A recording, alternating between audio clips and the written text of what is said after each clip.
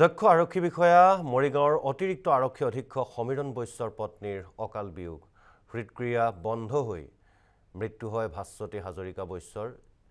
জিএমচিএইচত মৃত্যুক আঁকোৱালি লয় বিষয়াগৰাকীৰ পত্নীয়ে 8 মাহৰ অন্তঃসত্ত্বা আছিল ভাস্বতী হাজৰিকা মৃত্যুৰ সময়ত এৰি থৈ যায় স্বামীসহ এটি কণমানি পুত্ৰক আৰু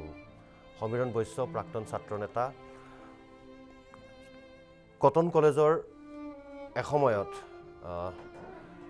একেলেঠাৰিয়ে 3 বছৰকৈ কটন কলেজ ছাত্ৰ একতা সভাৰ সাধাৰণ সম্পাদক আছিল তেওঁ তাৰোপৰি তেওঁ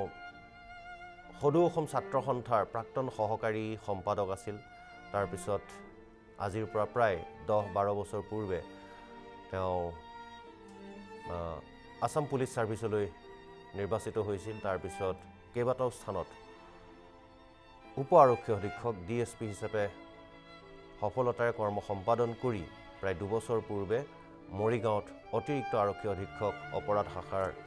যোগদান কৰিছিল আৰু তেওঁ যোগদান কৰাৰ পিছতেই মৰিগাঁৱত যি সাইবাৰ ক্ৰাইমৰ ঘাটি ড্ৰাগছ আৰু সাইবাৰ ক্ৰাইমৰ ঘাটি এক প্ৰকাৰ উৎখাত কৰিবলৈ সক্ষম হৈছে আৰু বহু অপৰাধ নিয়ন্ত্ৰণ কৰিবলৈ সক্ষম হৈছে বিশেষকৈ সাইবাৰ ক্ৰাইম সমীৰণ বৈশ্যৰ নেতৃত্বত এই জিলাখনত এক প্ৰকাৰ নিৰ্মূল কৰিবলৈ সক্ষম হৈছে অভিযান এতিয়াও চলাই আছে কিন্তু তেনে সময়তেই তেওঁৰ ব্যক্তিগত জীৱনত এই শোকাবহ এই দুখজনক ঘটনাটো ঘটিল তেওঁৰ গৰ্ভৱতী পত্নীৰ উশাহ নিশাহ লোৱাত কালি কিছু কষ্ট পাইছিল লগে লগে গুৱাহাটীলৈ অনা হ'ল কিন্তু নিশা প্ৰায় 3:30 মান বজাত মৃত্যু হয় ভাস্বতী হাজৰিকাৰ আৰু সমীৰণ বৈশ্য আৰু ভাস্বতী হাজৰিকাৰ আছে প্ৰায় 3 বছৰীয়া এটি কণমানি পুত্ৰ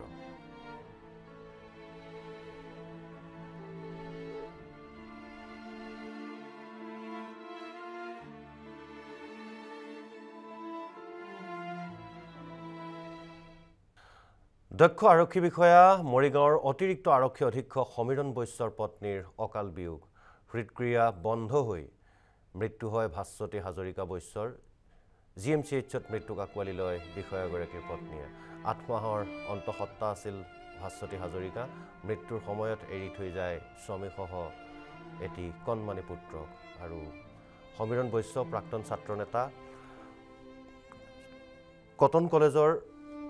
এসময়ত একেলেঠাৰিয়ে 3 বছৰকৈ কটন কলেজ ছাত্ৰ একতা সভাৰ সাধাৰণ সম্পাদক আছিল তেওঁ তাৰোপৰি তেওঁ সদৌ অসম ছাত্ৰ সন্থাৰ প্ৰাক্তন সহকাৰী সম্পাদক আছিল তাৰ পিছত আজিৰ পৰা প্ৰায় 10-12 বছৰ পূৰ্বে তেওঁ আসাম পুলিচ সাৰ্ভিসলৈ নিৰ্বাচিত হৈছিল তাৰ পিছত কেইবাটাও স্থানত উপ আৰক্ষী অধীক্ষক ডিএসপি হিচাপে সফলতাৰে কৰ্ম সম্পাদন কৰি প্ৰায় 2 বছৰ পূৰ্বে মৰিগাঁৱত অতিৰিক্ত আৰক্ষী অধীক্ষক অপৰাধ শাখাৰ যোগদান কৰিছিল আৰু তেওঁ যোগদান কৰাৰ পিছতেই মৰিগাঁৱত যি সাইবাৰ ক্ৰাইমৰ ঘাটি ড্ৰাগছ আৰু সাইবাৰ ক্ৰাইমৰ ঘাটি এক প্ৰকাৰ উৎখাত কৰিবলৈ সক্ষম হৈছে আৰু বহু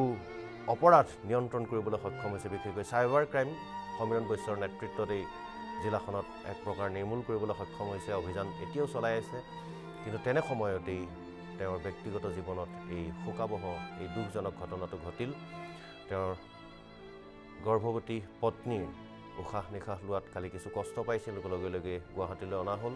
কিন্তু নিশা প্ৰায় 3:30 মান বজাত মৃত্যু হয় ভাস্বতী হাজৰিকাৰ আৰু সমীৰণ বৈশ্য আৰু ভাস্বতী হাজৰিকাৰ আছে প্ৰায় 3 বছৰীয়া এটি কণমানি পুত্ৰ